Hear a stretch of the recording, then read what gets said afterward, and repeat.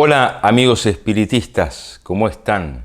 Bienvenidos a Espiritismo a Fondo. Mi nombre es Bruno Gibertoni y en la sesión de lectura de hoy, los que les traigo, la propuesta que tengo, es del libro ¿Qué es el espiritismo? El tercer diálogo entre Allan Kardec y un sacerdote. Pero vale aclarar que esto no es un diálogo real, sino que está construido por Allan Kardec, esto lo aclara en el prólogo, para darle a la enseñanza, ¿no? a la divulgación del espiritismo un formato diferente, ¿no? Para que no sea tan doctrinario, ¿no? Entonces lo desarrolla en esta especie de conversación. Y decidí tomarme el trabajo de esta lectura, que no es corta, así que como estoy haciendo videos de 25, 29 minutos aproximadamente, la voy a hacer en varios videos. Calculo que me van a llevar unos 3 videos. Así que bueno, voy a iniciar la lectura, voy tomando el tiempo acá, me voy controlando el tiempo para este fin. Así que bueno, así es el tercer diálogo de ¿Qué es el espiritismo? Un sacerdote. Comienza el diálogo. ¿Me permitís, señor, formularos a mi vez algunas preguntas? Y Allan Kardec responde: con mucho gusto, señor. Pero antes de responderos, creo útil daros a conocer el terreno en el cual entiendo colocarme con respecto a vos. En primer lugar, debo declararos que no intentaré de ningún modo convertiros a nuestras ideas. Si deseáis conocerlas en detalle, las encontraréis en los libros donde han sido expuestas. Allí podréis estudiarlas a satisfacción y seréis libre de aceptarlas o rechazarlas. El espiritismo tiene por objetivo combatir la incredulidad y sus funestas consecuencias, ofreciendo pruebas evidentes de la existencia del alma y de la vida futura. Así pues, se dirige a los que no creen en nada o dudan, y su número es grande, lo sabéis. En cambio, aquellos otros que tienen una fe religiosa y esta fe les basta, no lo necesitan. Al que dice, creo en la autoridad de la Iglesia y me atengo a lo que ella enseña, sin buscar nada más allá, el espiritismo responde que él no se impone a nadie y no viene a forzar ninguna convicción. La libertad de conciencia es una consecuencia de la libertad de pensamiento. Y esta última constituye uno de los atributos del hombre. El espiritismo no se hallaría en contradicción con sus principios de caridad y tolerancia si no la respetase. Para él, toda creencia, cuando es sincera y no conduce a hacer mal al prójimo, es respetable, aun cuando sea errónea. Si alguien se considerara en conciencia obligada a creer, por ejemplo, que es el Sol el que gira alrededor de la Tierra y no lo opuesto, le diríamos, creedlo si os place, ya que ello no impedirá que la Tierra siga dando vueltas en torno al Sol. Pero, así como no tratamos de violentar vuestra conciencia, no intentéis vosotros forzar la de los demás. Si de una creencia que es en sí misma inocente hacéis un instrumento de persecución, entonces se torna perjudicial y puede ser combatida. Tal es, señor sacerdote, la línea de conducta que he seguido con los ministros de los diversos cultos que se han acercado a mí. Cuando me interrogaban sobre algunos puntos de la doctrina, les he dado las explicaciones necesarias, aunque absteniéndome de discutir ciertos dogmas de los que no tiene que preocuparse el espiritismo, pues cada cual es libre en su evaluación. Pero jamás he ido a buscarlos con el propósito de hacer vacilar su fe mediante cualquier tipo de presión. Al que viene a nosotros como hermano lo acogemos. Al que nos rechaza, lo dejamos tranquilo. Es este el consejo que no he cesado de dar a los espiritistas, porque nunca he aprobado aquellos que se arrojan en la misión de convertir al clero. En todos los casos les he dicho, sembrad en el campo de los incrédulos, porque hay allí abundante cosecha por recoger. El espiritismo, como antes dije, no se impone, pues respeta la libertad de conciencia. Además, sabe que toda creencia que haya sido impuesta es superficial y no ofrece sino las apariencias de la fe, pero no la fe sincera. El espiritismo expone sus principios a la vista de todos, de manera que cada cual puede formarse una opinión con conocimiento de causa. Los que los aceptan, sean clérigos o laicos, lo hacen libremente y por encontrarlos racionales. Pero no miramos con malos ojos a los que no comparten nuestra opinión. Si a la hora actual hay una lucha entre la Iglesia y el espiritismo, tenemos conciencia de no haberla provocado. Y el sacerdote dice, si la Iglesia, al ver surgir una nueva doctrina, encuentra en ella principios que, según su conciencia, cree deber condenar, ¿le negáis entonces el derecho de discutirlos y combatirlos, preveniendo a sus fieles contra lo que ella considera errores? Y Allan Kardec le responde, de ningún modo cuestionamos un derecho que reclamamos también para nosotros. Si la Iglesia se hubiera mantenido dentro de los límites de la discusión, tanto mejor. Pero leed la mayoría de los escritos que producen sus miembros o se publican en nombre de la religión, así como los sermones pronunciados, veréis en ellos la injuria y la calumnia desbordando por doquier, y los principios de la doctrina tergiversados indigna y malignamente en todas partes. ¿Acaso no se ha dicho desde el púlpito que los adeptos del espiritismo son enemigos de la sociedad y del orden público? Y aquellos que la doctrina ha vuelto a conducir a la fe, ¿no han sido anatematizados y rechazados por la Iglesia en virtud de que vale más ser incrédulo que creer en Dios y en el alma a través del espiritismo? ¿No se ha lamentado que no existan para los espiritistas las hogueras de la Inquisición?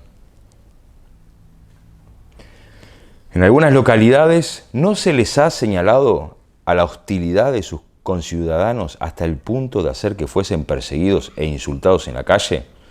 ¿No se ha ordenado a todos los fieles que huyeran de ellos como de pestíferos, impidiendo que los criados entraran a su servicio? ¿No se sugirió a las mujeres que se separasen de sus maridos y a estos de aquellas por causa del espiritismo? ¿No han hecho perder su colocación a algunos empleados, quitando a obreros el pan que es fruto del trabajo y a ciertos desdichados el beneficio de la caridad porque eran espiritistas? ¿No se han expulsado a ciegos de algunos hospicios por no haber consentido en abjurar de su creencia? Decidme, señor sacerdote, ¿es esto una controversia leal? ¿Acaso los espiritistas han devuelto injuria por injuria, mal por mal? No. A todo han opuesto la calma y la moderación. La conciencia pública ha reconocido ya que no fueron ellos los agresores. Y el sacerdote dice, todo hombre sensato deplora esos excesos. Mas la Iglesia no podría ser responsable de los abusos cometidos por algunos de sus miembros poco esclarecidos. Y Allan Kardec le dice, convengo en ello. Pero son miembros poco esclarecidos los príncipes de la Iglesia. Ved la pastoral del obispo de Argel y las de algunos otros. ¿No fue también un obispo el que ordenó el auto de fe de Barcelona? ¿O es que la superior autoridad eclesiástica no tiene completo poder sobre sus subordinados? Sí. Pues... me perdí. Si pues tolera sermones que son indignos de la cátedra evangélica, si propicia la publicación de escritos injuriosos y difamatorios contra determinada clase de ciudadanos, si no se opone a las persecuciones emprendidas en nombre de la religión, es porque aprueba todo eso. En síntesis, la Iglesia, al rechazar sistemáticamente a los espiritistas que a ella retornaban, los ha forzado a encerrarse en sí mismos. Por la índole y la violencia de sus ataques ha ampliado la disputa, llevándola a otro terreno. El espiritismo no era más que una simple doctrina filosófica. La Iglesia misma le ha conferido mayores dimensiones al presentarlo como un enemigo temible, y también ella lo proclamó como una nueva religión. Fue una falta de habilidad de su parte, pero la pasión no razona. Un libre pensador, acota, acabáis de proclamar la libertad de pensamiento y de conciencia, declarando que toda creencia sincera es respetable. Ahora bien, el materialismo es una creencia como cualquier otra. ¿Por qué no ha de disfrutar de esa libertad que concedéis a todas las demás? Y Allan Kardec le responde: claro está, cada cual es libre de creer en lo que le plazca, o no creer en cosa alguna. Y no justificaríamos más una persecución contra aquel que cree en la nada después de la muerte que contra un cismático de cualquier religión. Al combatir nosotros el materialismo, atacamos no a los individuos, sino a una doctrina que, si es inofensiva para la sociedad cuando se mantiene en el ámbito interno de la conciencia de personas esclarecidas, constituye, en cambio, una plaga social si se generaliza.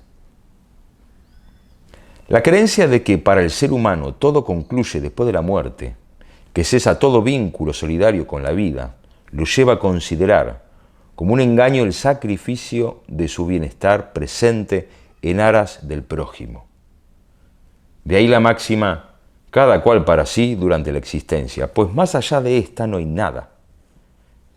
La caridad y la fraternidad, la moral, en una palabra, no tienen base alguna. Ninguna razón de ser. ¿Por qué molestarse, constreñirse, privarse hoy, cuando tal vez mañana ya no existiéramos? La negación del porvenir, la simple duda acerca de la vida futura, son los mayores incentivos del egoísmo, el cual es la fuente de la mayoría de los males de la humanidad. Se necesita una virtud muy grande para detenerse en la pendiente del vicio y del delito cuando no se posee otro freno que la propia fuerza de la voluntad. El respeto humano podrá hacer que se contenga el hombre de urbanidad, pero no aquel otro para quien no existe el temor al qué dirán. La creencia en la vida venidera, al mostrar la perpetuidad de las relaciones entre los hombres, establece entre ellos una solidaridad que no concluye en la tumba. Y a cambio de esta manera, el curso de las ideas. Si esa creencia no fuera más que un vano espantajo, duraría solo un tiempo. Pero, como su realidad es un hecho demostrado por la experiencia, debemos difundirla y combatir la creencia opuesta, el interés mismo del orden social. Esto hace el espiritismo, y está llevándolo a cabo con buen éxito porque ofrece pruebas y, en definitiva, al hombre le agrada más tener la certeza de vivir y de poder ser dichoso en un mundo mejor, como compensación de las miserias de la tierra, que creer que morirá para siempre. La idea de verse aniquilado y a perpetuidad, perdiendo sin remisión a sus hijos y a los seres que le son más queridos, seduce a muy pocos, créedmelo. De ahí que los ataques que se dirigen contra el espiritismo en nombre de la incredulidad obtengan tan escaso resultado y no lo hayan hecho tambalearse por un solo instante. Y el sacerdote comenta: la religión enseña todo eso. Hasta el momento ha bastado. ¿Cuál es, entonces, la necesidad de una nueva doctrina? Y Allan Kardec le responde: sí, es cierto que la religión ha bastado. ¿Por qué hay tantos incrédulos desde el punto de vista religioso? La religión nos lo enseña, es verdad. Nos dice que creamos. Pero existen muchísimas personas que no creen sin pruebas. El espiritismo las ofrece y hace ver lo que la religión enseña en teoría. Además, ¿de dónde proceden esas pruebas? De las manifestaciones de los espíritus. Ahora bien, es probable que los espíritus solo se manifiesten con permiso de Dios. Si Dios, en su misericordia, envía a los hombres esta ayuda para arrancarlos de la incredulidad, ¿sería impío rechazarla? Y el sacerdote le dice, sin embargo, no disentiréis en que el espiritismo no se halla en todos los puntos de acuerdo con la religión. Allan Kardec dice, Dios mío, señor sacerdote, todas las religiones dirán otro tanto, protestantes, judíos, musulmanes, así como los católicos. Si el espiritismo negara la existencia de Dios, del alma, de su individualidad e inmortalidad, de las penas y recompensas futuras, del libre albedrío del hombre, si enseñara que cada cual no está en la tierra más que para ocuparse de sí mismo y únicamente debe pensar en él mismo, sería no solo contrario a la religión católica, sino a todas las religiones del mundo. Constituiría la negación de la totalidad de las leyes morales, que son las bases de las sociedades humanas. Todo lo contrario. Los espíritus proclaman a un Dios único, soberanamente justo y bueno.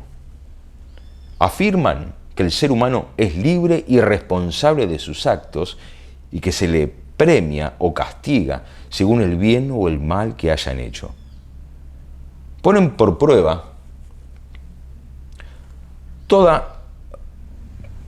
sobre toda otra virtud la caridad evangélica y esta regla sublime enseñada por Cristo.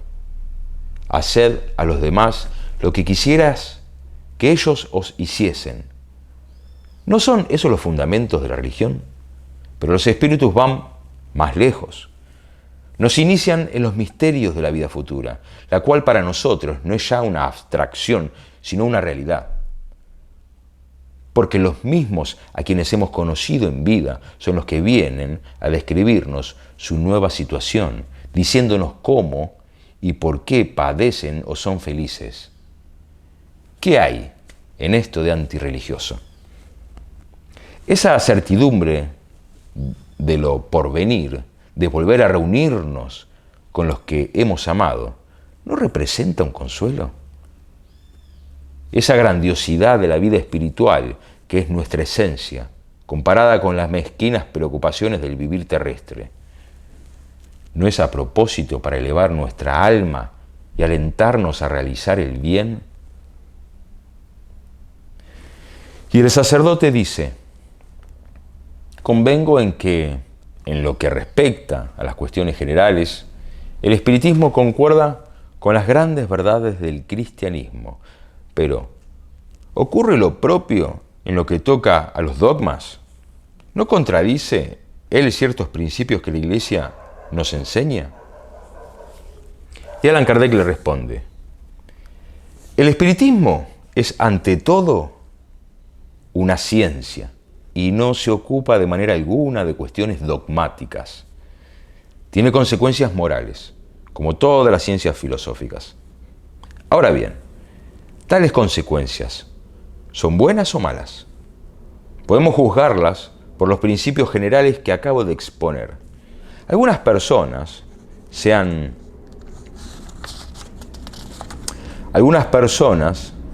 han equivocado en lo que atañe al verdadero carácter del espiritismo.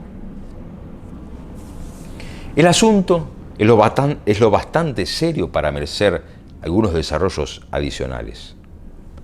Para comenzar, hagamos una comparación.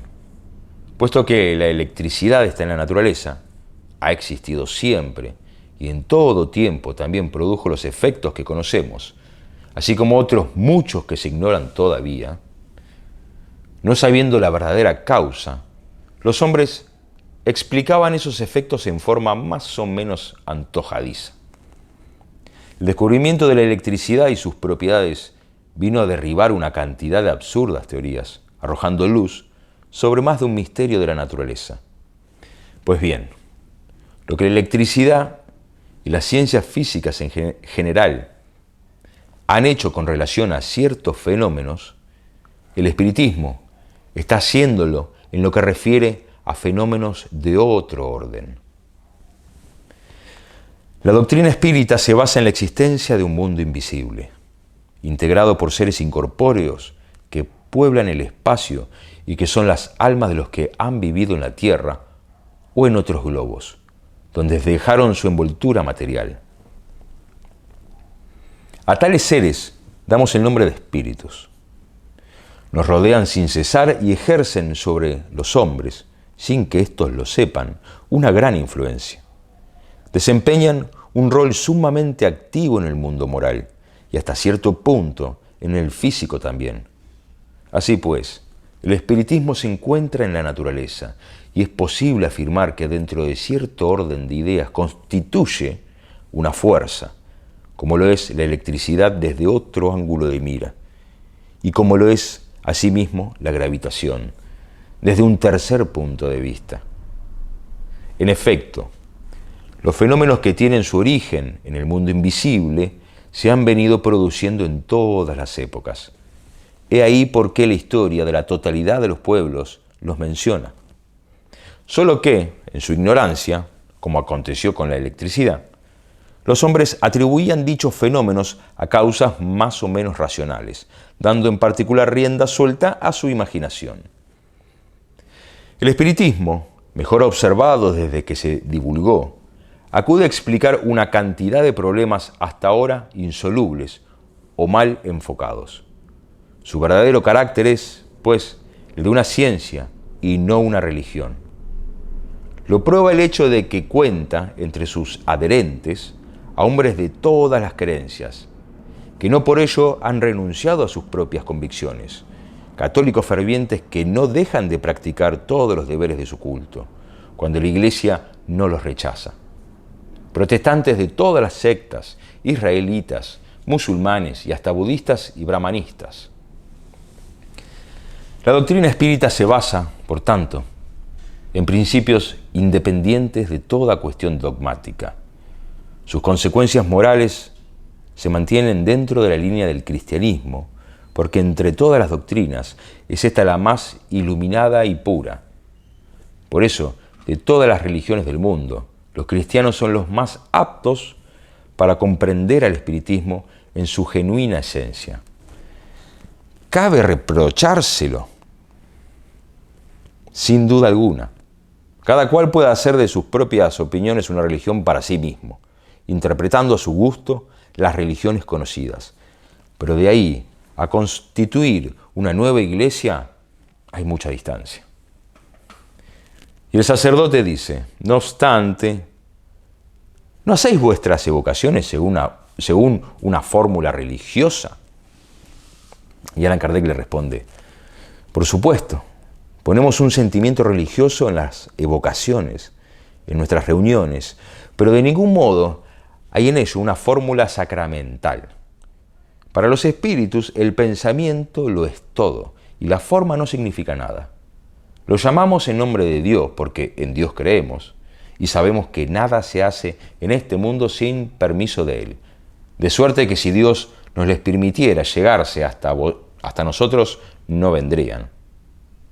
Llevamos a cabo nuestro estudio con calma y recogimiento por ser esta una condición necesaria para las observaciones y también a causa de que conocemos el respeto debido a aquellos que no viven ya en la tierra, sea cual fuere su condición, dichosa o infortunada, en el mundo de los espíritus. Dirigimos nuestro llamado a los espíritus buenos porque, sabiendo que los hay también malos, nos interesa que estos últimos no vengan a inmiscuirse fraudulentamente en las comunicaciones que recibimos. Ahora bien, ¿qué prueba todo eso? Que no somos ateos. Pero no implica, en modo alguno, que seamos partidarios de ninguna reforma religiosa. Bien, voy a llegar hasta este lugar y en el próximo video continúo con el capítulo del sacerdote y Allan Kardec. Continúo en el próximo video.